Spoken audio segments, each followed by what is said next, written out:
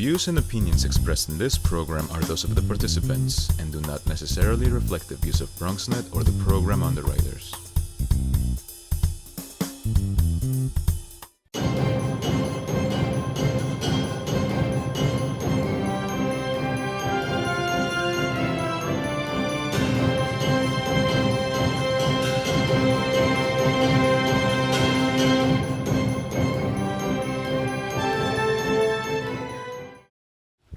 Good evening.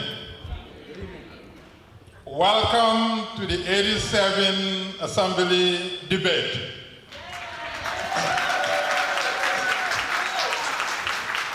You know, we are extremely honored.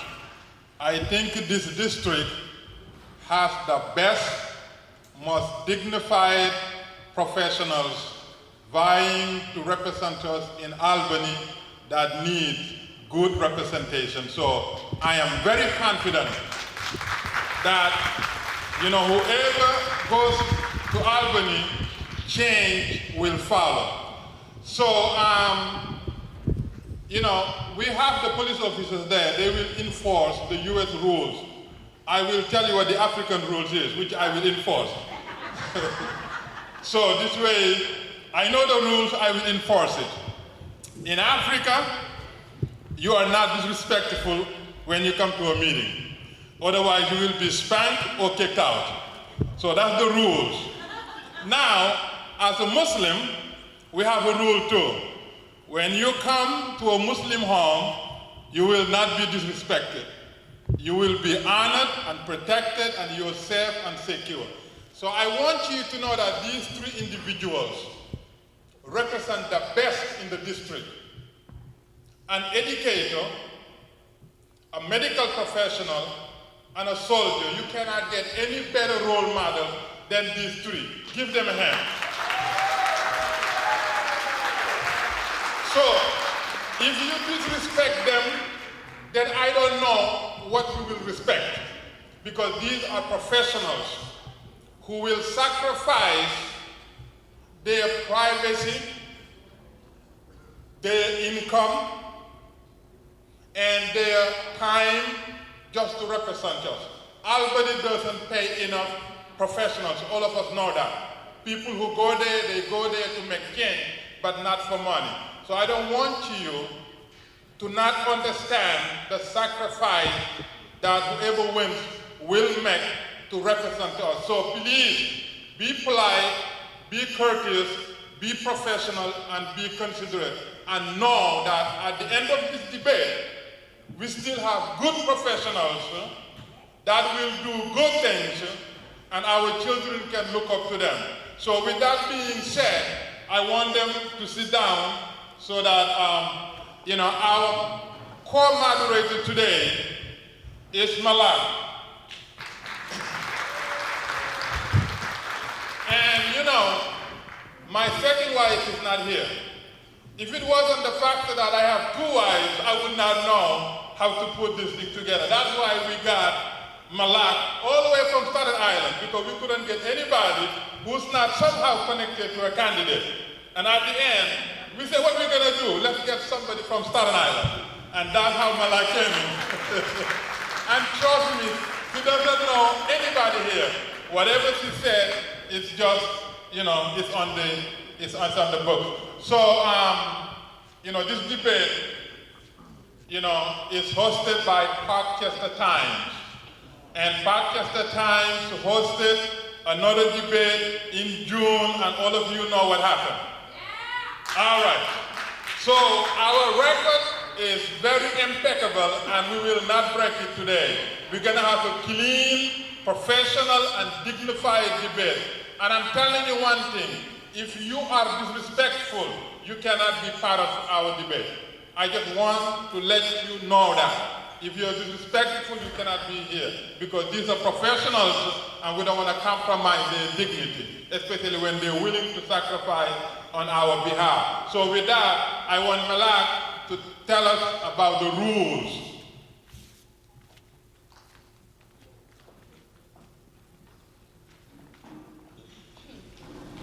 So the rules for the debate. So I'll be starting alphabetically and ending in reverse order.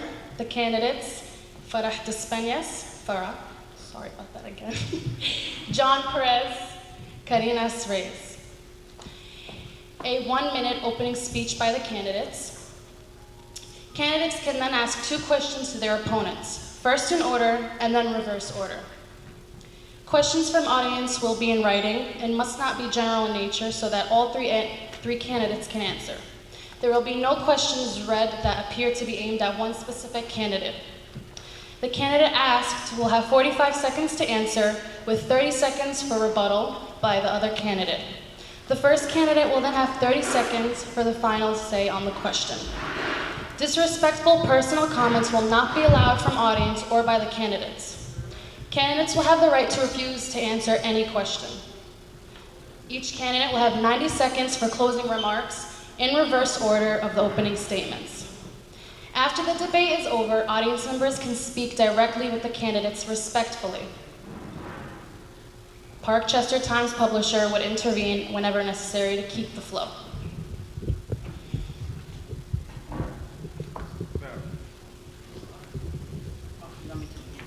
Hi, good evening everyone. And can you hear me? Okay. Good evening everyone, and thank you so much for coming. So the reason I accepted the invitation for this debate is because I want to join myself to everyone in this district who has been feeling left out or left behind, and who has not been feeling included in the progress that can be made. So if you are somebody who's looking for the district to move forward and for progress in education, in healthcare, in social services, for children and for seniors, I am your candidate. And I have been working in this district for over 20 years, and I've been doing it volunteering for no money. It's not because of a title that I'm doing this, it's not because of status, it is because I care so deeply for this community that I want to bring us together.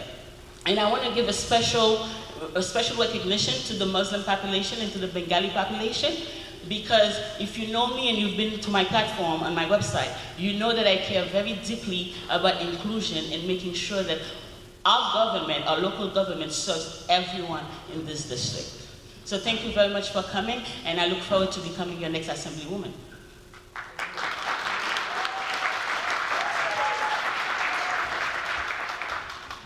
Hi, good evening. I want to take the time to thank you all for coming out of your busy schedules. I know you got a lot of preparations to do for tomorrow's school, taking your children and everything, but I really do appreciate you coming out here and trying to hear what will be beneficial for this community in the future. And like Lisa said, what you have up here is a combination of the best. So whatever outcome that comes out of this, I hope that you understand that this is not something that is personal, but this is somebody or people that are fighting to represent the community in the best interest of the community. My name is John Perez. I'm an 18-year combat Army veteran. I'm a single dad. I have 3 boys and 3 girls. I have a young child now of 9 years old, which I am raising her on my own as well. I've done an incredible job in raising my children, and I want to make sure that that type of fatherhood resonates in our communities. I have been here all my life. Prior to the Army, I have been working with state council member. Time up. Time up? Okay, so I took my time up in thanking you all, but that's fine. We'll discuss more. Thank you.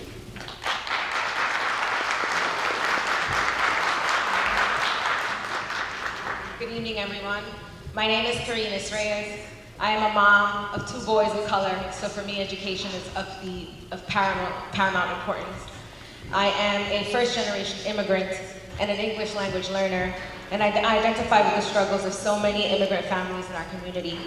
I am a rank and file union member. I'm a labor leader. I have traveled the country advocating and fighting for the rights of workers.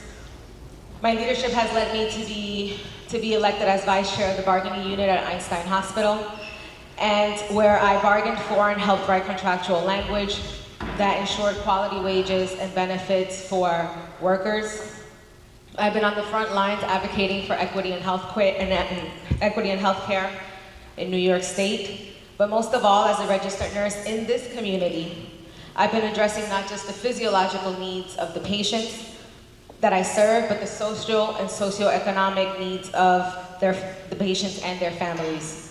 In my everyday practice as a nurse, well, thank you.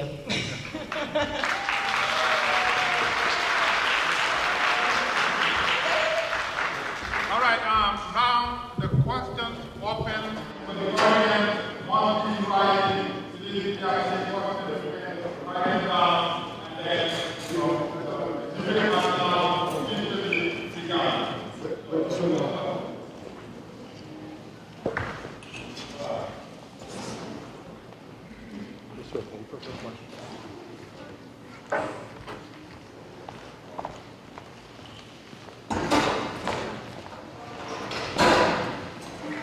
First question.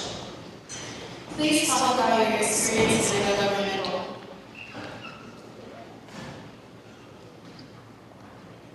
So my experience in terms of government is very vast in the sense that, first of all, I'm the president of my CDC. And if you keep up with what's happening in the CDC at the present, we just love to spend it. Not that I'm happy or unhappy, but I want you to know that part of the reason was the existence of the CDC. And it was wanting to make the schools accountable to the communities. So we work very hard for us to make sure that the decision was made that institutional decision. Secondly, I've been working with Organizing for Action for years in terms of community organizing for right here in this district, whether it was community policing. In fact, we had an event right here in this very gym concerning, with Father David, concerning community policing here. So I've been very active. On top of that, I organize my children, my students, to appeal to President Obama, which earned this recognition from President Obama, a letter from President Obama, invitations from President Obama, and I've worked with Louis Sepulveda. I've worked, I'm sorry? Okay, but I've worked with every elected official here.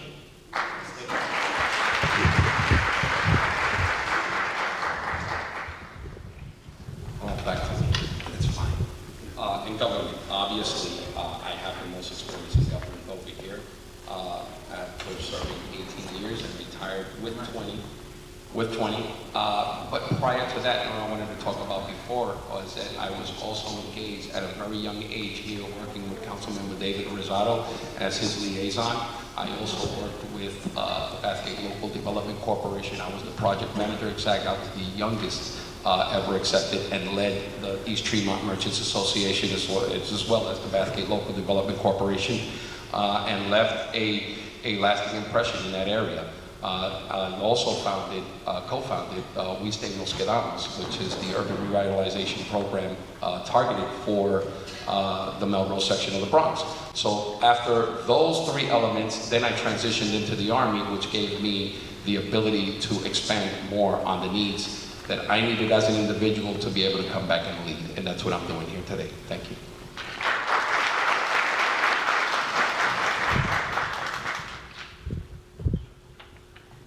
So my role in government has started with my clinical career. As a registered nurse and as a union leader and union advocate, I have been lobbying in Albany for all the things that matter to people in this community: single-payer health care, safe nursing to patient ratios, environmental issues. The nurses and I have traveled all over the country advocating for rights of all workers. I mean, we were on the front lines of the teachers' strikes. We've been on the front lines with the CWA strikes. And for me, that's the most important role in government, is the community involvement and the involvement of our labor leaders to really be the voice of the people and the underserved.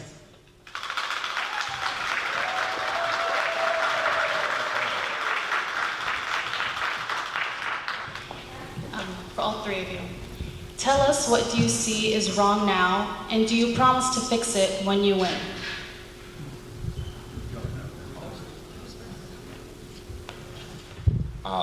Quite honestly, that's a loaded question. I mean, I would need to have a specific topic in order to address, because we only have a couple of minutes here.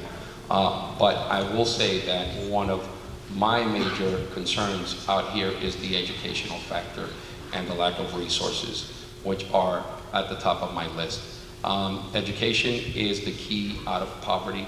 Education is a you can put yourself in a position that you can become marketable and you can engage other corporations and businesses so that you can elevate your community, come back and give back. Like I said, it's a loaded question, so I don't know which in particular topic you were talking about, but I'm pretty sure that they'll elaborate a little bit more.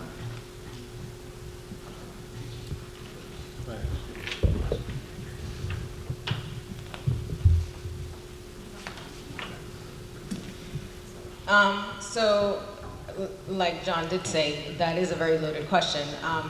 We have in this community an overall affordability crisis. We have seen some of the highest rates of foreclosures for the homeowners that live in this district. It's been a spike since the housing boom. We have an affordability crisis in the sense where we have seniors that can't afford their medications. We have an affordability crisis in the sense where people can't afford rent. We have an affordability crisis where we don't have the funds to give to our students and our schools. So overall, there's a lot of issues that need to be addressed, but we do have an overall affordability crisis that on so many levels we can chip away at and really make meaningful difference in the lives of the people in this district.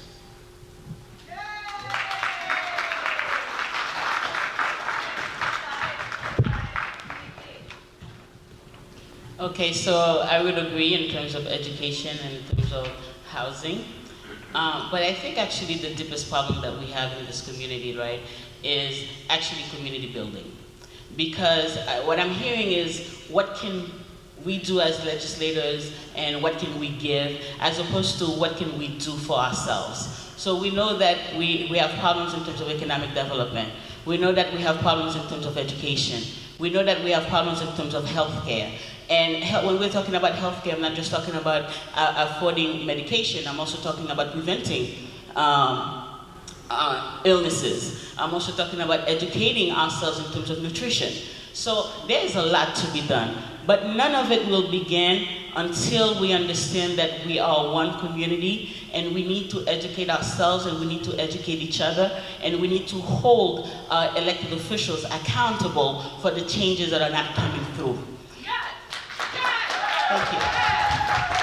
So, any kind of change that's going to come to District 87, I will say will begin with that. And then together, we can tackle all the other issues that are ailing us. Thank you so much. Hospitals in the Bronx are overcrowded, especially Montefiore. What would you do to fix this problem?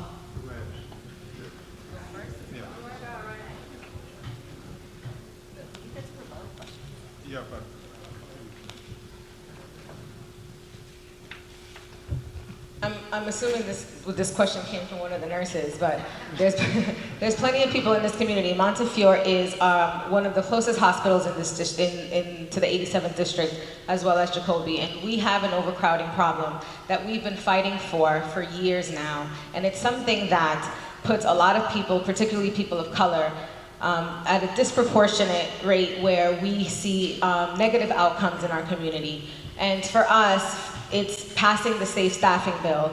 It's about getting safe nurse-to-patient ratios in the hospitals, because we know that for every extra patient that a nurse takes care of, the outcomes decrease. We see higher rates of mortality in patients that in populations where nurses take care of too many patients. Overall, we also have a funding crisis where a lot of our safety net hospitals are not funded. And in this community, we have a large portion of Medicare and Medicaid recipients. And unfortunately, the funding that comes to this district because of that is inadequate.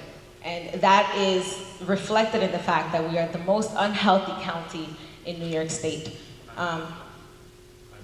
Time's up.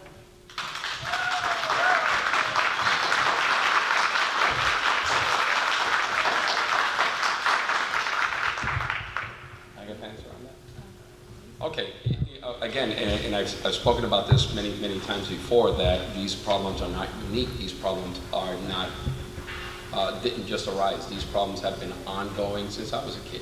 And nothing, if very little, has been done to resolve the issues. We're still at the highest asthma mortality rate in the nation. We still are the highest, 8 times the national average, and we haven't addressed that. We keep getting promises that something's going to be done, nothing gets done. In terms of the hospitals, yes, there is a deficit of nurse to patient ratio. So we have to invest more in our community and our children to educate them. So education, again, comes back to being the key for you to come back and be able to become employable, to work with the community and educate them on the health risks of what it is that they're eating, what it is that they're buying, what it is that they're doing, if they're not exercising enough. And at the same time, protecting the nurses union, because they also have a right to be represented. And when that stuff doesn't fall through, then it becomes a bigger issue. You don't get a contract, you don't get the services that you need. So I'm not here representing one specific organization or whatever it is. I am here to represent everybody equally right down the line. I'm not going to favor one over the other.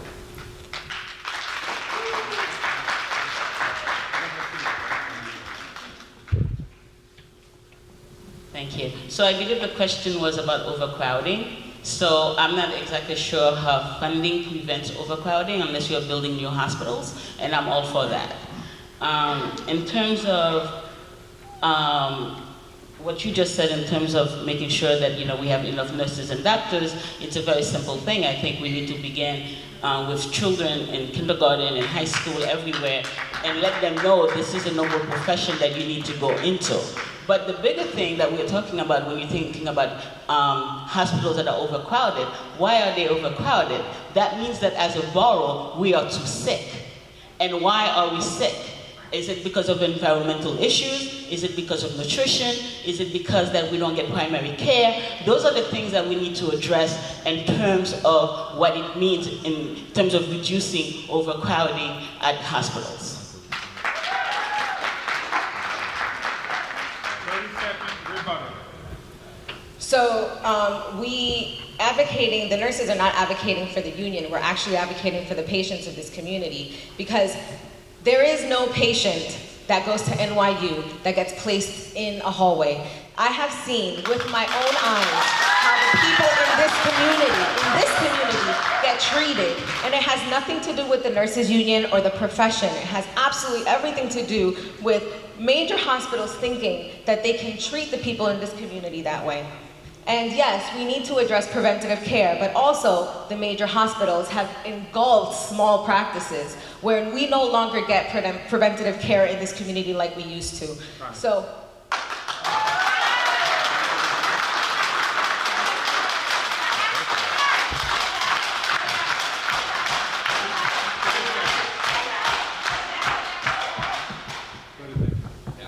You're going to find a lot of reasons to agree and disagree with a lot of people out here, but the answers that we're all given in some way, shape, or form are correct. The issue is, how do we communicate this information out there, and how do we come about making a change? It is not about picking one side over the other. It's about effectuating a change by taking corrective action when it's needed and applying those principles to serve the community as a whole.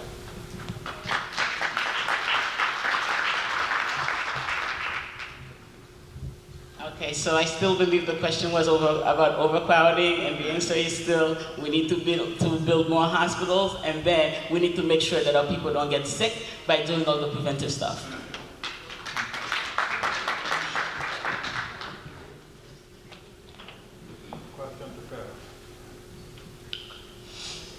Black immigrants now make a significant portion of Bronx residents, and more than half of them speak French.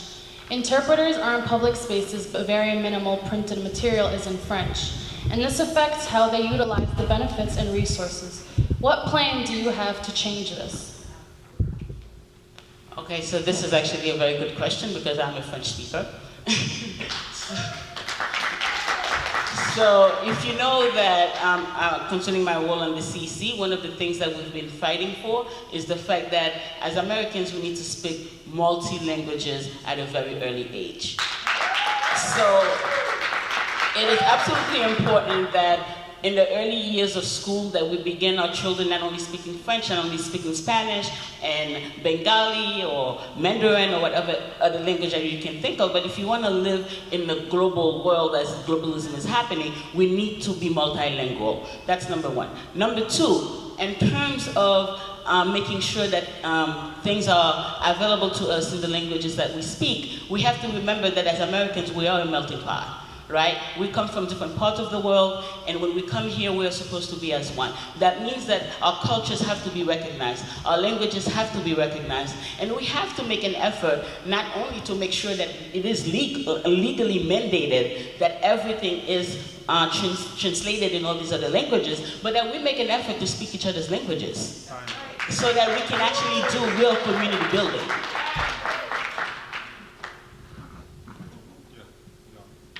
Okay.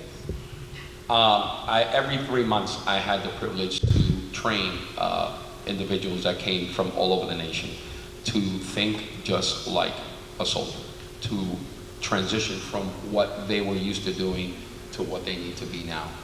So I know the differences in cultures, in the diversities, and traveling throughout the world, I've also had to address those issues. When I came here from Puerto Rico at 3 years old, my mother came with 3 kids, 2 luggages, and a Bible. And I didn't learn English until I actually reached the 6th grade, because my culture was Puerto Rican. And in my house, we only spoke Spanish, so I was afraid to speak in any other language. I didn't know the food that I was eating in the school was something that it was very foreign to me. So yes, we have come a long way, and I believe yesterday I spoke to a group of individuals and talking to them on how I grew up and how I adapted and understand that we live in a society of different cultures, and we need to appreciate each other for what we are, not criticize for where we come from.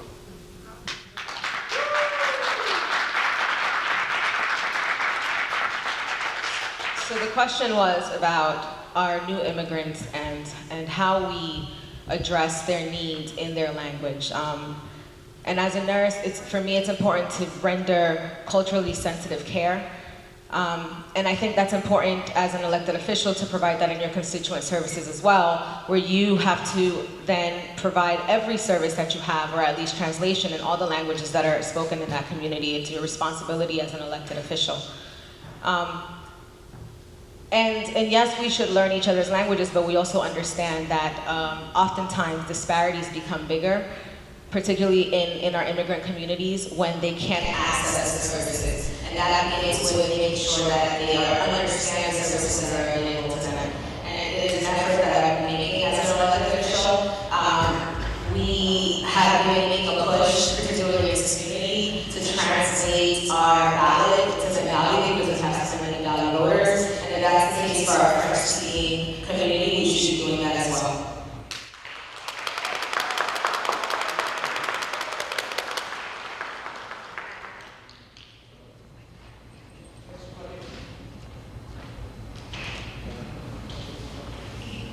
What is your experience with community boards, and how important do you think they are? If elected, how would you help see united? Bringing it home. I've been working with community organizers Zeus Cruz, and Zeus Cruz was a councilwoman for a very long time. I participated in a lot of events. I also worked very, very closely with C9 in the past 20 years to bring events, special events to the community. I've spoken on many occasions to the full third community councils. Some of you haven't been here that long to know that I was part of this community for a very, very long time. Especially in sports and in other areas.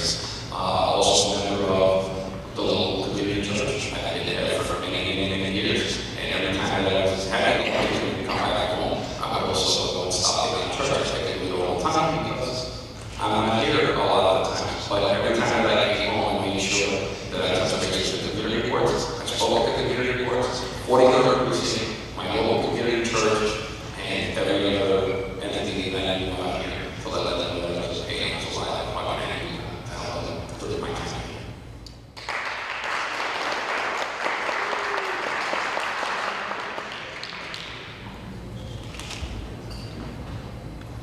So in my labor advocacy and advocacy with this community, I've been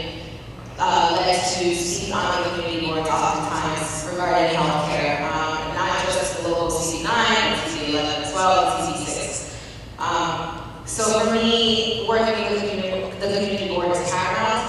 They are our eyes and ears to the community, but they also make a lot of regulations and assist in making regulations that affect all of the community. So for me, their involvement is synergistic, and it's something that we will continue to do and encourage more people to serve and participate in the community board.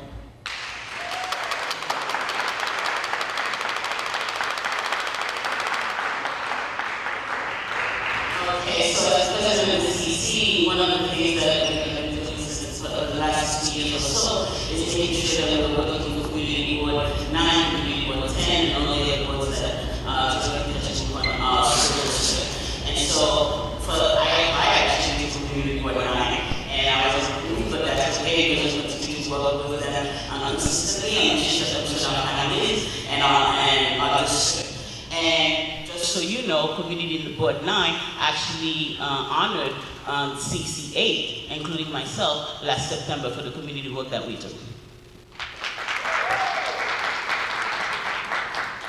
Anytime home, it's very nice.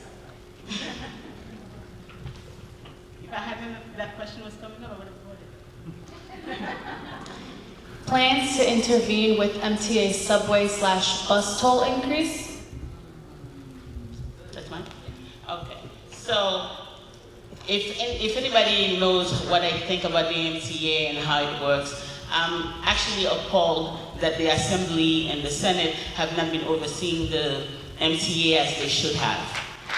And we need to make sure that, well, I will make sure when I'm elected, with your help, that we continue to oversee the MTA as we should. But more importantly, I think we need to redesign the MTA so that you, the consumers, have a voice on the MTA. So it's not enough that they have their own board members and that the governor actually has some board members, but you, the consumers, we, the consumers, we need a voice. So we need to restructure the MTA so that you have a seat at the table.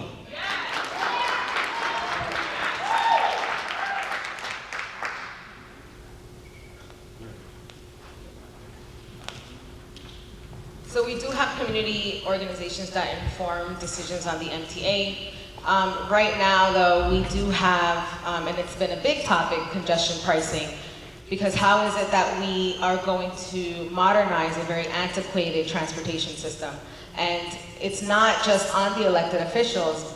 Again, a lot of it comes down to funding, but then how do we inform ourselves and advocate for how those changes come about, and how that the pot of money that we will be getting from congestion pricing, how is that spent in a meaningful way that makes meaningful changes for our transportation needs, particularly in this district. I mean, we've been talking about an elevator in Parkchester forever, and how that can or cannot be done, but I think that it's time that we start looking at ways or creative ways that we can get around that.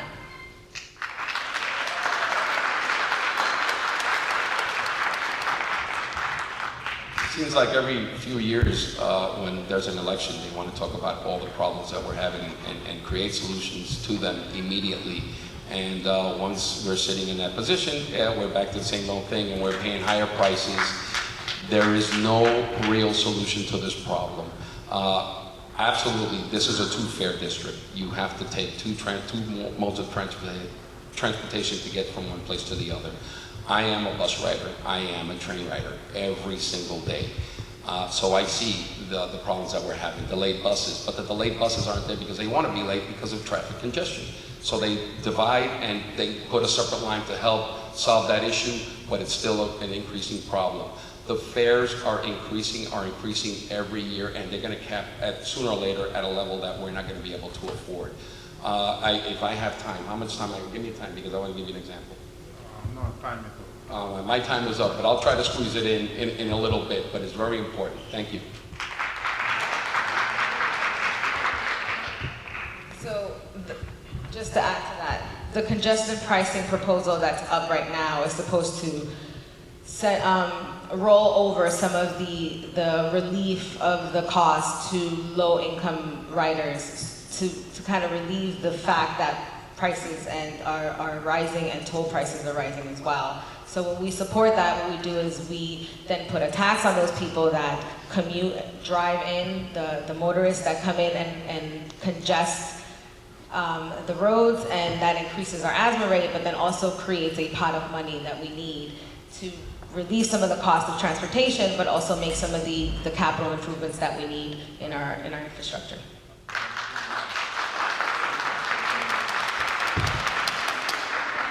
Absolutely. Anytime that you put a fee on something to augment something else, it may not get there. When you start to get some capital funding for something and you sort of like alleviate the situation, then that money becomes a different priority and not what it was gathered there and intended for. So we have to be very careful. We have to read the fine line. We have to be in the fine print to understand and communicate to the constituency that not everything that you hear is what it is. And we want to make sure that whoever gets elected, hopefully you have already decided that somebody up here may have the potential to doing that. But to be able to make those decisions and say, hey, read the fine print and protect the people's money. And so from everything that I've heard here, it comes down to still one thing, that you, the consumers, need a seat at the table so that when these decisions are made, you know how you are impacted and that your voice is heard so that they do not make decisions that will hurt you. Because we do know that every 2 years, yes, they talk about it and nothing gets done. You need a seat at the table.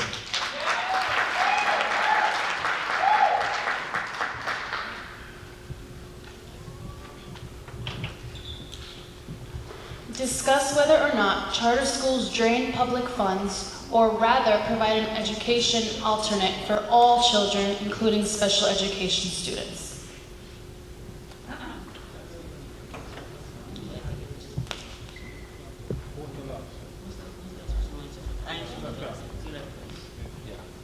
I don't see the difference between charter schools and public schools. I think any educational institution is an educational institution. If you can send your child to a good school, send them to a good school. What you need to be concentrating is making sure that your public school is equally funded and equally represented. An educational institution should not be taken away for any reason whatsoever. That is my position. I don't make the final decision. If the community wants more public schools rather than charter schools, that's what they're going to get. I don't make up my mind. The community lets me know what they want.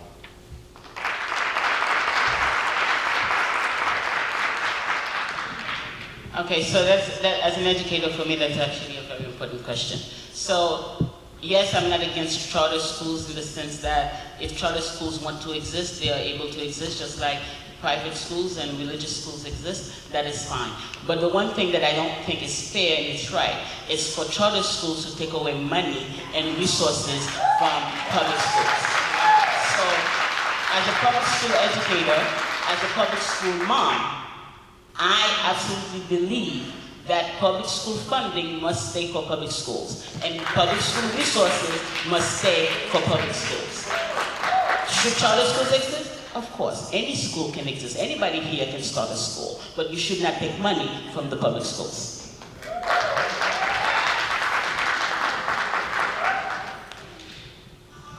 So I'm actually a supporter of parent choice. But with that said, I also believe that our public schools are owed billions and billions of dollars, and I did say that in the last debate. I am not a supporter of co-location. I support a cap on charter schools. I believe that the money should follow the students, and our public schools should be funded first and foremost. We have public schools in this district that are owed money. Like I said, PS 106 is owed over $2 million. The Campaign for Fiscal Equity has already said that there's money that's owed to the students of this district and all over the city, and we need to make sure that they are funded first and foremost because they are the safety net of our society. So I believe charter schools should exist. My children actually go to charter school, and that's because my public school was not performing at the level that it should have when my children were going to go to school. But that does not mean that I do not support public education. I think, like I said, the funding should follow the student, and they should be first and foremost funded.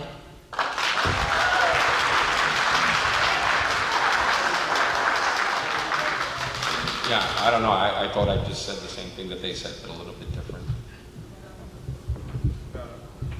Okay, so, well, if I get the 30 seconds. So I agree, funding, right? We need funding, absolutely need funding. But we also need structures, right? Because I think if you've been in the CC, if you've been in any kind of parent organization, whether it's the PTA or the SLT, we know that it is not just money that is preventing us from having the type of schools that we need to have. So for example, in terms of the schools that are owed monies, because I think in total for New York City, it's something like almost $2 billion, right? Even if you were to give all these schools all the monies that they are owed, we would still have the structural problems that prevent our children from achieving where they should be achieving.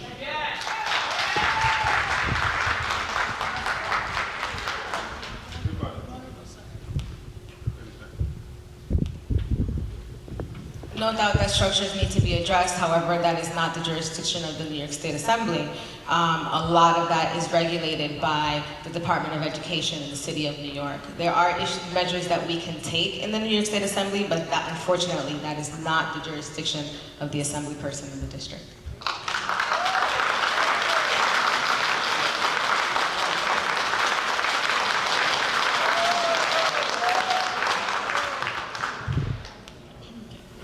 What struggles of this community do you believe is the most important?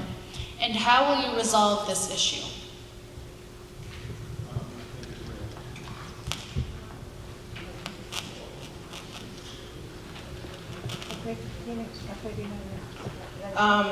Again, a very broad question, but affordability, like I said, for a person a mom who has worked 2 jobs to make ends meet, I understand what it means to not be able to choose which bills you're going to pay. As a homeowner, to know that I have the money to pay for my mortgage. There's so many issues as a nurse and somebody who's taking care of senior citizens, to know that that they have the funds and the money and the resources needed to them, that we have resources in this community where people can access when they are in need. There's so many issues that can be addressed, but affordability by far, I think it's the most.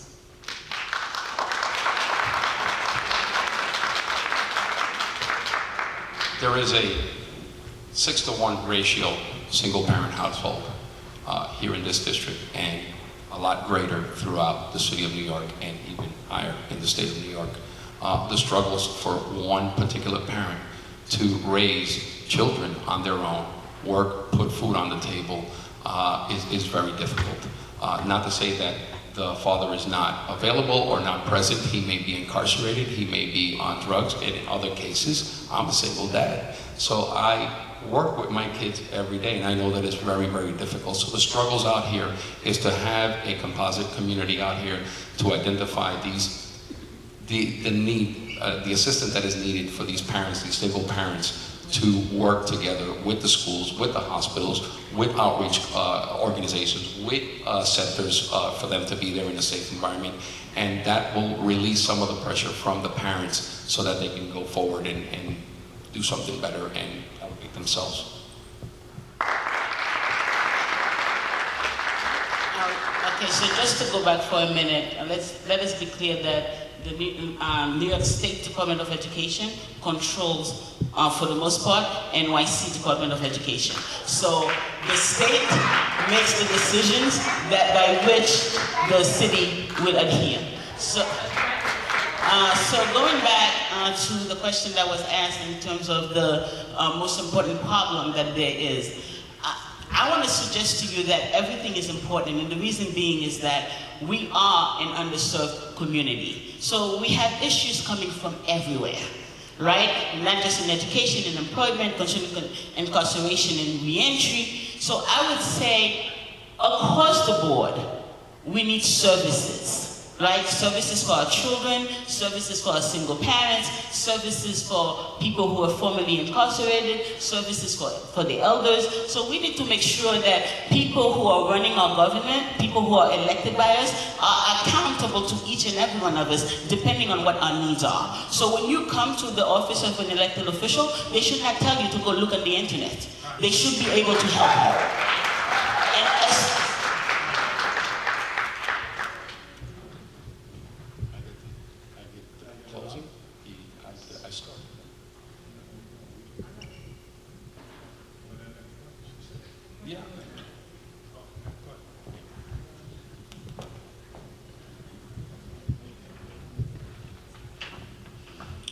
Can you tell us how we can all work together to make it a better community for all? Equality for all! Exclamation point.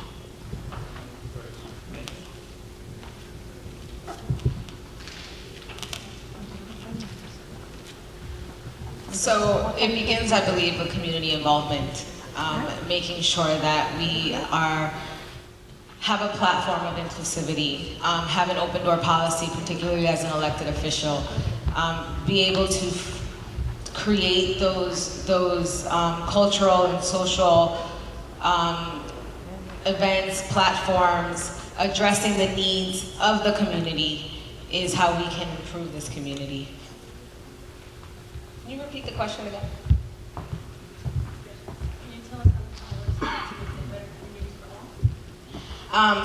So just making sure that we listen to those people in the community. We have a very diverse fabric here, and people that come from all walks of life, all religions, all cultures. And for me, I believe in order to create the cohesiveness of community is just making sure that we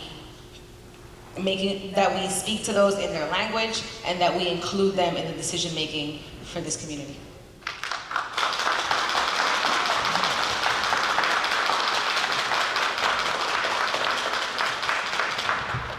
Okay, so I think that's actually a great question because, you know, my background besides teaching is community organizing.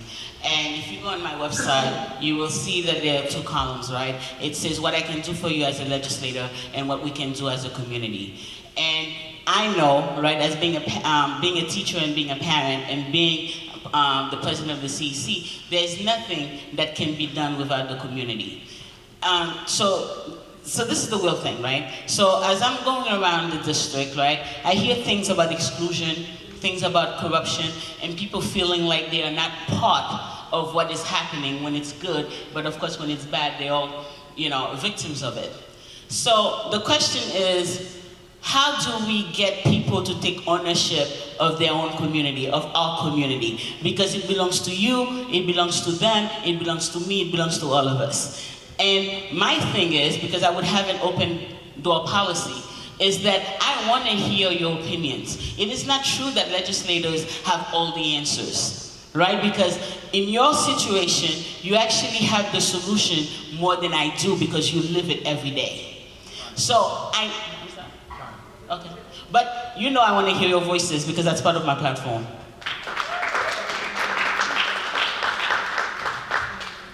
Diversity, right? We have a lot of people here that come from different walks and different walks of life.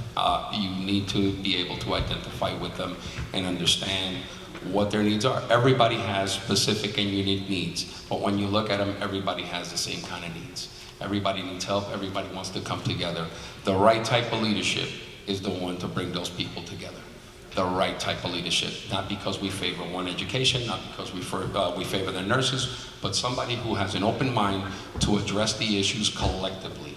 Collectively. This is not a one-sided issue, this is not a two-sided issue, this is a multifaceted issue out here. And there's people that are from different walks of life, and you have to be able to identify with them and be as flexible as you can possibly be to address their issues and bring them, find some common ground to bring them together to work together.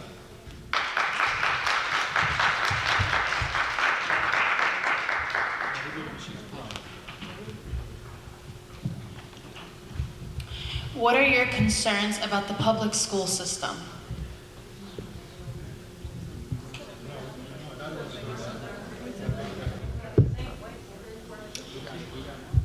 About the safety of people from crime, drugs, and gangs.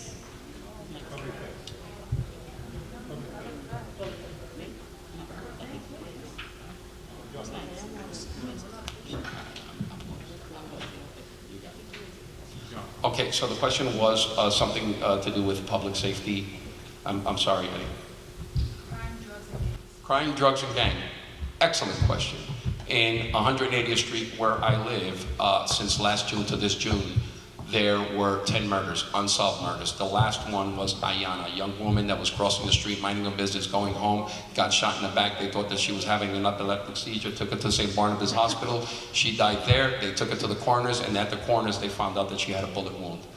I personally, and I've made this very loud and clear, I personally walk the streets to find out who are the people responsible in that particular area. I want to know who are the pushers, who are the dealers, who are the gun handlers, and I sat down with that individual and I told him that if another shot comes out from this window or any neighborhood here, it better be aimed at me, because I have a granddaughter that I take care of every day, and I have a child, but there's a whole bunch of kids around there. So if you're talking about public safety, you have to engage your community, and you got to let them know that there is somebody there that's going to do something about it.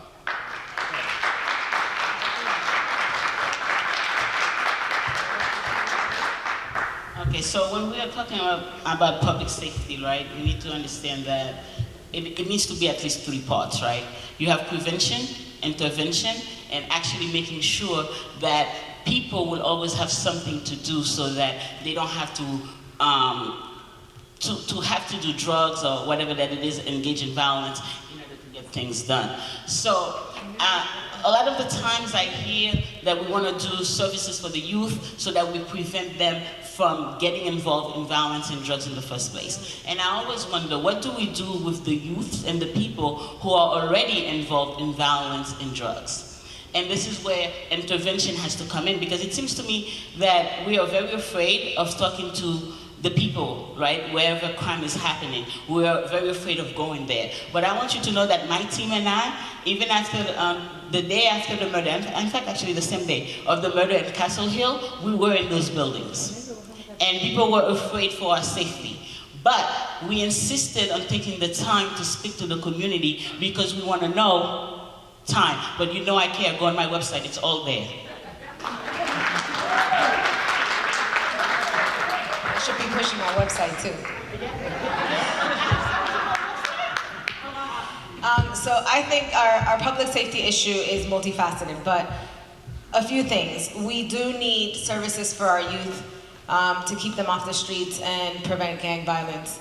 But we also need, in this community, real investment in mental health services that we haven't seen in a long time, because that is the root of so many of the issues that we have, not just with violence, domestic violence, gang violence, drug addiction, and crime, but it stems all the way to homelessness and all these other social issues that we need to address. So I would love to see more investment in this community in terms of mental health, but then in terms of community policing, we need more community involvement, but we also need to support our precincts and get the community involved. Our precinct councils are a good resource for the community, and if we start the advocacy work of really getting the community involved, I believe we'll see some change.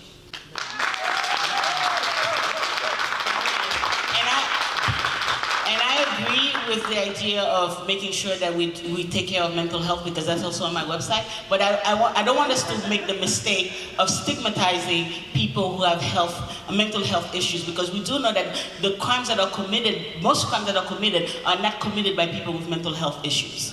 So I don't want us to mix those two issues. But both equally important and needed in the community.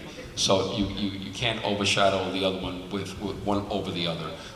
There is a crisis out here. Like I said, leadership is a major component. If people do not trust you, they will not abide. They will not open the doors for you. I walk the streets. They know I'm fearless. I will walk anywhere. I gave my life up for 18 years. I will be gladly to lay my life down for another child. So that's the type of leadership that we need out here. Somebody who's not afraid to walk the streets, address the issues, and talk their talk.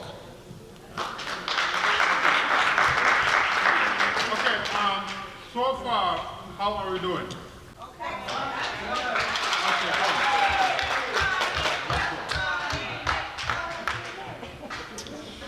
Please list one or two legislative action or bill that you will triumph, introduce, or sign into as soon as you get into office into the State Assembly.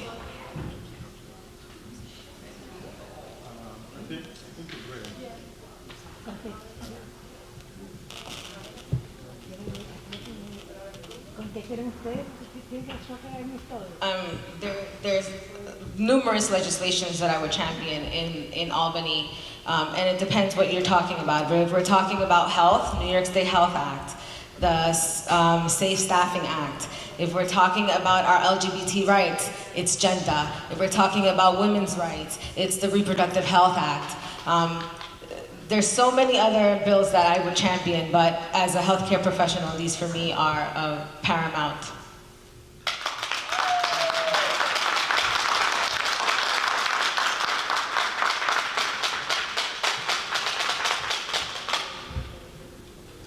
No, I agree. All of those are great legislations to be passed. The one that I will focus and concentrate on is Erin's Law. Erin's Law was a woman that came out and was sexually assaulted as a young child that didn't have any outlets to discuss this issue, and it just created a domino effect in her life. Erin's Law has gone up to the state Senate twice, and it has died in the state assembly. I have a particular issue with that because I have an experience with my 6-year-old daughter, now 9, and I believe that that would have helped me understand certain things that as a father would not want to address ever, and you as a parent, you shouldn't either. So that is a particular bill that I will push, and I will raise my hand right now and tell you that I will stand down on any other bill until that one in particular is passed.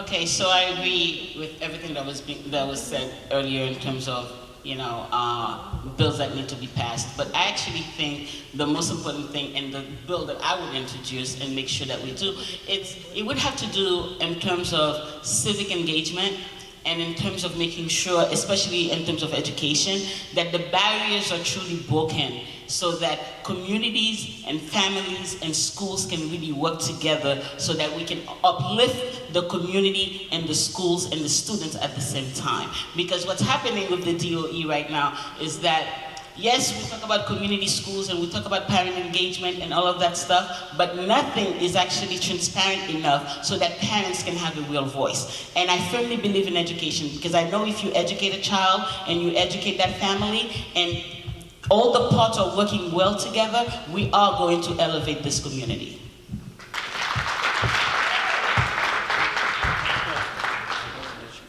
Let's go to the next question. Another question. No. Next question. Time is running. What are your thoughts on the Muslim ban? How would you address it? That's fair. Okay. So, as the inclusion candidate, you know that I cannot agree with a Muslim ban. And this is more of a federal issue than it is a state issue. But if you go on my website, you know that I talk about inclusion at all times. So the way that I would deal with this issue is to actually create mechanisms, right? Because I don't think we actually have them.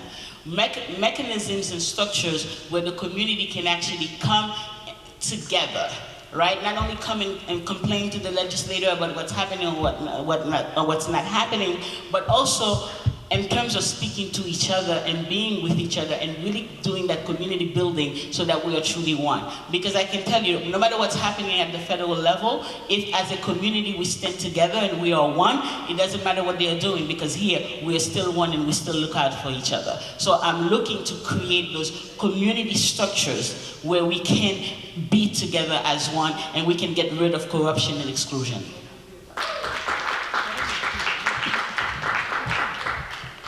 Like she said, that's a federal issue. If I need to fix my backyard before I can fix yours, this problem has been going on for quite some time. However, there are certain components there are certain things that we can do out here to ensure that if a person has the right to travel, that person has a right to travel. We are an open door country. And we shouldn't restrict anybody from wanting to come here. However, if they are in compliance with the requirements of being here, then you have access to come in and out. The minute that that violates, it compromises a lot of other issues.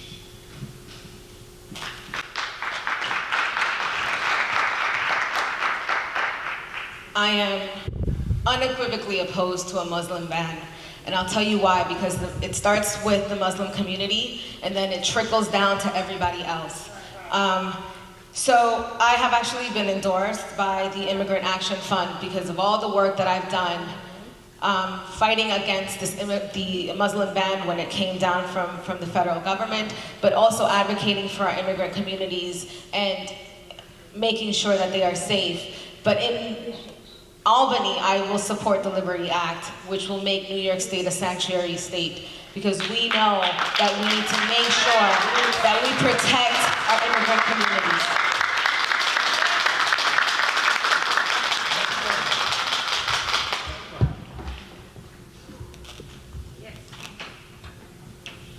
What plans do you have for seniors, especially with VNS Home Health Aid?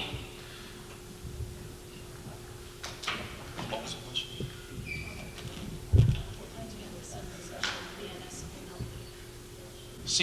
Seniors are very important. I'm fastly approaching becoming a senior. I just turned 51 last August. I know a lot of people say I don't look like it, but yes.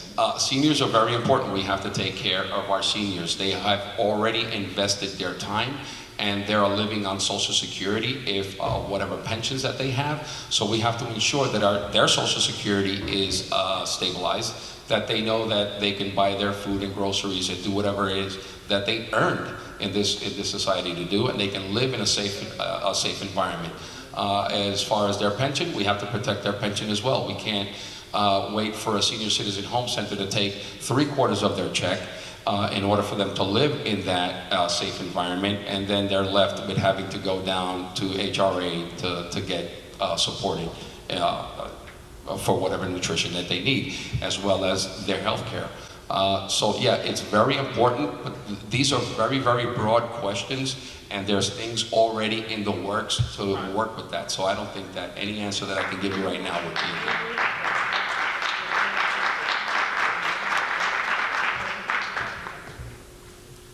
We know Parkchester is a community that has a lot of retired seniors. We need more funding for our senior community. I support funding for NORCs, which are naturally occurring retirement communities. There's actually one here in Parkchester, and providing social services for them as well. In terms of VNS, that's only if they require. Not all seniors require nursing care at home. So, I mean, more funding for the seniors, more funding for our senior centers. We have senior centers in this area that could really use some improvement, and I think that we need to bring funding to that.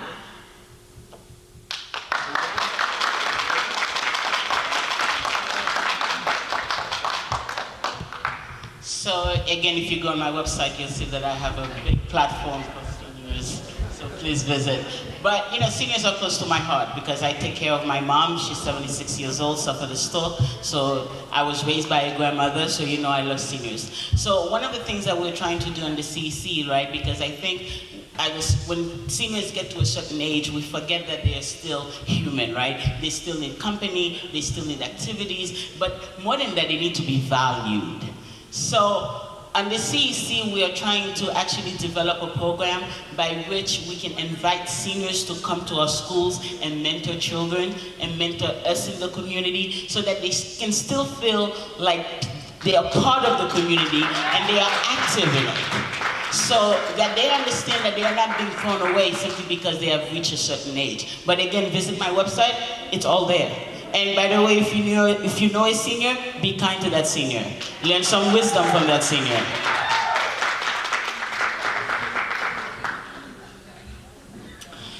WFP support.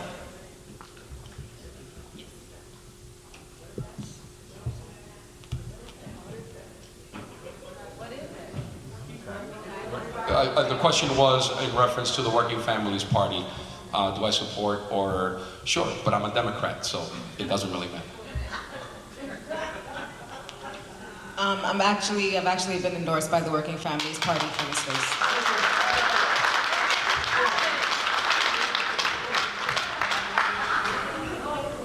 So I don't know what that means in terms of supporting a party, because I support anything that supports community what's the word I'm looking for? A community forward movement. But in terms of working families, if you guys are from a working family, I support you and I support your progress.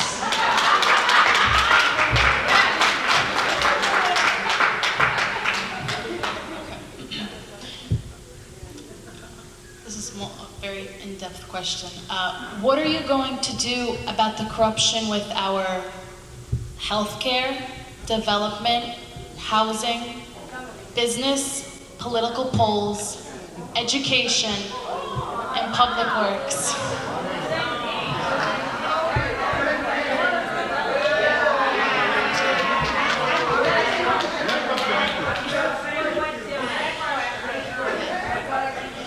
We don't like corruption. Get rid of it. Do you support mayoral control in our schools, and why? Okay, so that's actually a very good question. And I think the short answer should probably be no. Reason being is that it doesn't make sense that one person, right, is making all the decisions for different communities, right? Because when you go from community to community, different school district to school district, they have different issues that should be addressed in ways that are truly more district-oriented, right? So it would make sense to me that it shouldn't be based just on one person. But at the same time, if you have a good mayor, then it could work. But no, in principle. I truly and honestly believe that state, city, and federal should have an equal responsibility in providing the education for our children. If funding needs to come from all three sources, then all funding comes from all three sources. But I don't think that one particular individual should hold the candle or should hold a stick to one particular educational entity.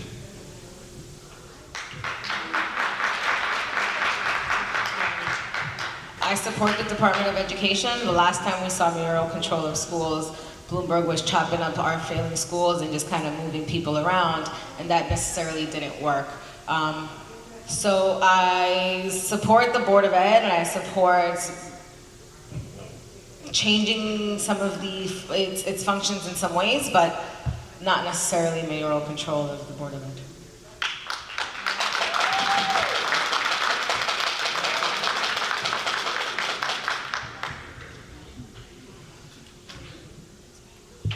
How have you supported or plan to support youth empowerment? Can't read this word. Initiatives? Initiatives, yes. What was it? What? Youth empowerment. Okay, calm back. Look and read lips.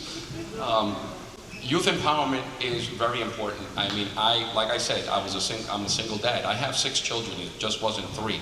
6 children, and all of them I've raised on my own. I just want to say hi to my aunt. She's standing right there. This is the last of the modes. I love you. She's also been a huge part of my life and seen what I have done. You have to teach your children to know how to empower themselves, and you have to be the role model for them to understand what it is that they need to do. If you're doing something, if you're smoking a cigarette and say you don't smoke, and that's a bad example. Youth empowerment is to know what they need to do and how they need to do it and how they're going to respond. You also have to give them certain levels of responsibility and increase those levels of responsibility as they grow older. Not just put it all on there to have a 3-year-old child babysit a 12-month-old baby. Empowerment is a lot to do. It's out there, I've seen it. A lot to do with how your children are going to wind up at the end.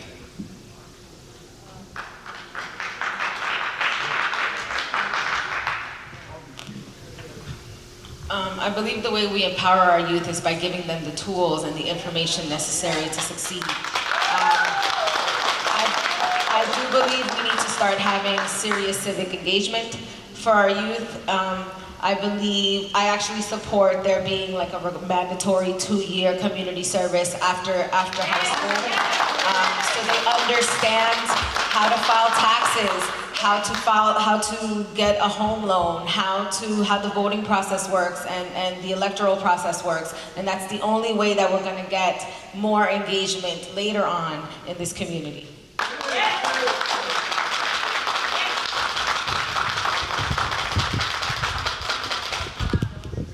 Actually, I'm glad you asked that question because it happens to be one of the things that I've been working on since forever.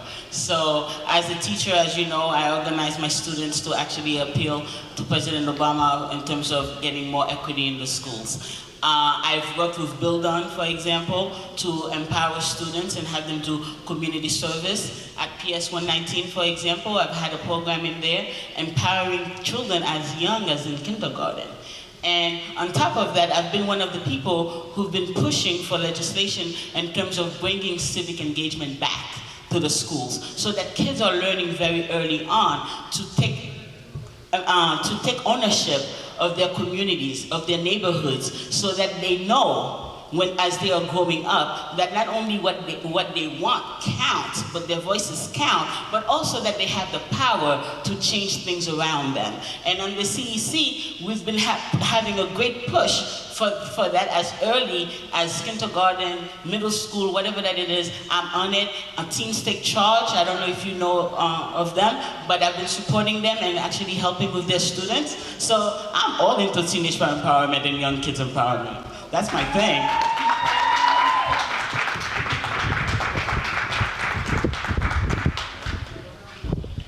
What ideas do you have that'll help to prepare our children to pass the existing admissions test for specialized and other elite high schools like Hunter College High School, and also to prepare them for admission to our best colleges and universities?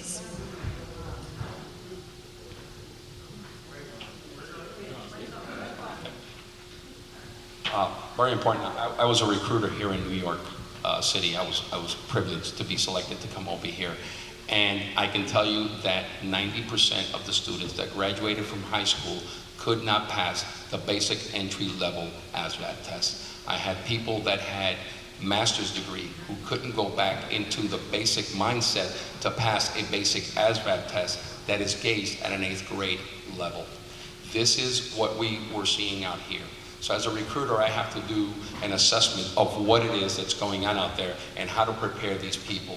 So you have to start with the basics all over again, and you have to start not teaching kids to pass a test, but to teach them how to learn and how to retain the information.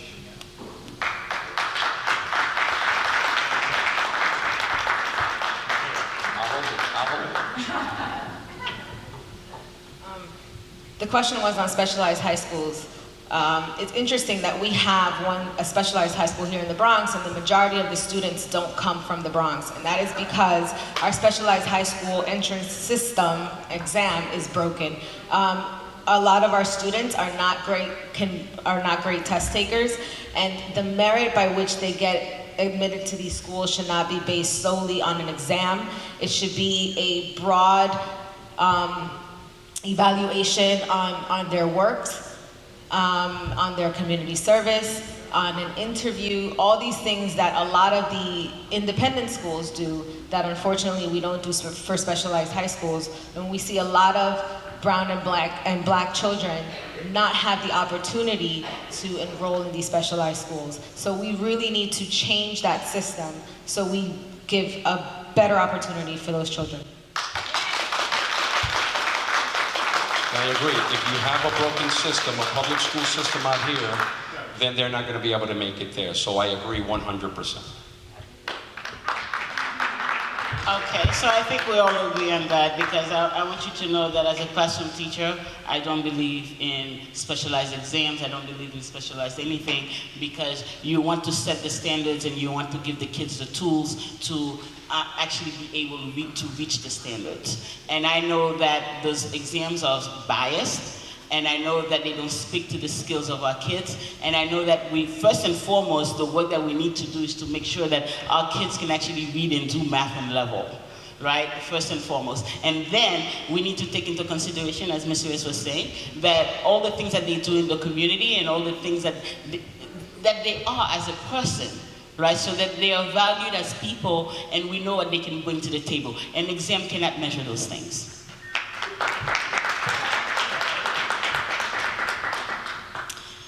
Why do we need in the neighborhood recruiting centers and not centers for youth?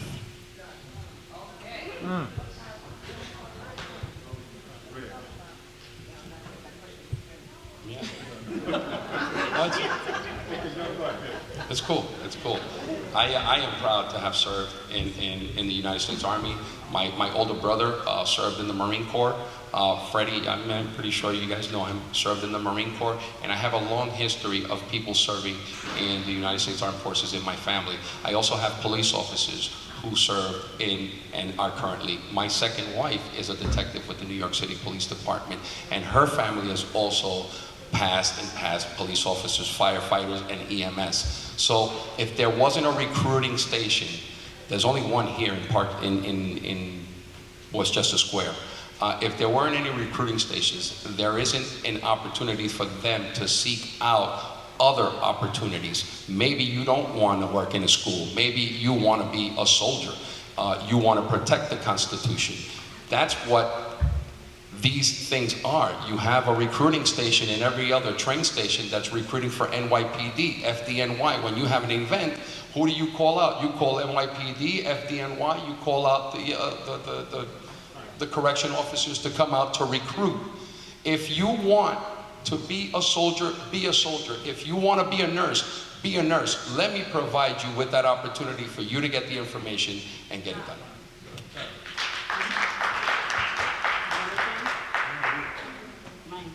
Okay, so what was the question again concerning recruiting centers? So, in general, I'm not against recruiting centers because I think different kids have different aptitudes. If they want to go into the Army, into the Navy, or what have you, and that's what, the natural calling is, they should. What I do know is that in terms of the community, we need to provide centers for all kids. If they are interested in the arts, let's do it. If they are interested in math and science, let's do it. Whatever that they want to be, let us be the support system that they need in order to achieve and self-actualize.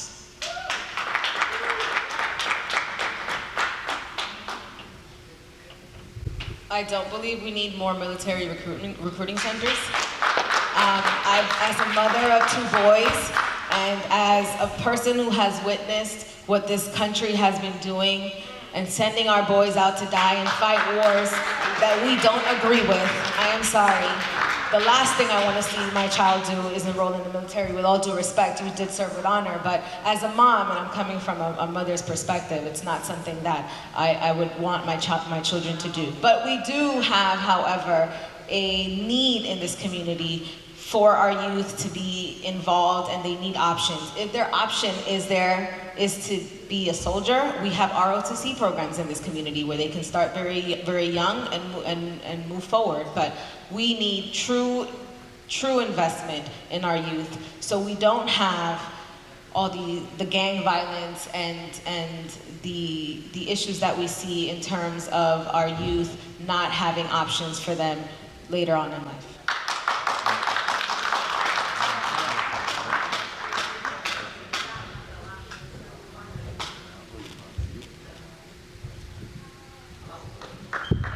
All right, that was the last question. Any one of you who had written a question that was not answered, raise your hand. Anyone? Great, all the questions were answered. So now, please give applause to our guest, Malad.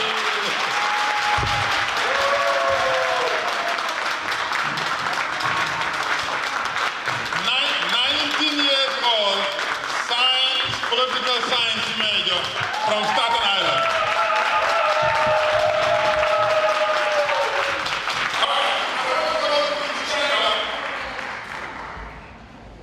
All of you stand up. I think this was one of the most informative, empowering, and much needed get together as a family. Right or wrong? Great. So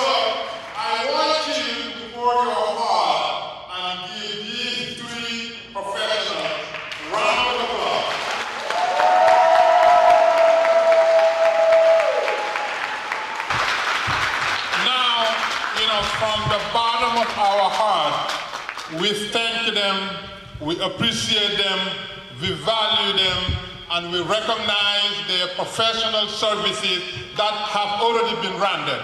Any one of them would be a pride to the community representing us. Now, debate is debate. But if you are too lazy to go and vote, then nothing happens. So please, you've heard, you saw them, you get to know what they can offer. Please mobilize all your circles to go and vote. The voting rate in New York, especially in the Bronx, is a crime. The most important thing you can do is to vote. And unfortunately, we are not a good voter. And I hope that based on what you heard from them and based on the need for change, I hope that not only you, but those in your circle will be so inspired to go and vote. Because if you vote, then their sacrifices are recognized. But if not, it's just a waste of time. So I thank you very, very much. And I want to inform you that our core sponsors is Big Apple Web Developer, and the founder is right there. Raise your hand. Leroy Nips, Big Apple Web Developer. If you need anything about website and marketing, you talk to him. And also, Mohammed Majumder is one of the co-sponsors. Majumder is very active in the community. He co-sponsored it. And also, I want you to come. That young lady, come. No, that young lady, come here. Come here, come. Come. Monica, Muslims, we have a lot of problem, pushing female leaders. And Monica has changed that. She has created an organization empowering Muslim women to speak for themselves, speak on their behalf, and take charge of their affairs, whether or not men like it. And Monica is co-sponsor to this event. We're very, very happy. And I want Monica to work closely with whoever wins just to empower not only, the immigrants, but Muslim women in particular. That would be very beneficial because there are a lot of potential, especially Muslim women who have a lot of children in schools. Working with them will be helpful. So I want to introduce Monica to you. Now, thank you very much. Now you can sit down. Now, we're going to end this. The promise was candidates question each other. We still have time. If you think we should do it, we can do it. But I think we have enough. Am I right? Yeah, I don't think we can get any better than this. Therefore, you save your questions, next time. Because I think you've done a wonderful job, and we have you here, and you display what you can do, and we're very proud of you. Each one of you, thank you. An educator, a soldier, and a medical professional. You cannot get any better than that. Thank you very much, and we thank St Helena Church for allowing us to be here. So God bless you, and go and vote for whomever you think deserves to be in Albany. Thank you very much.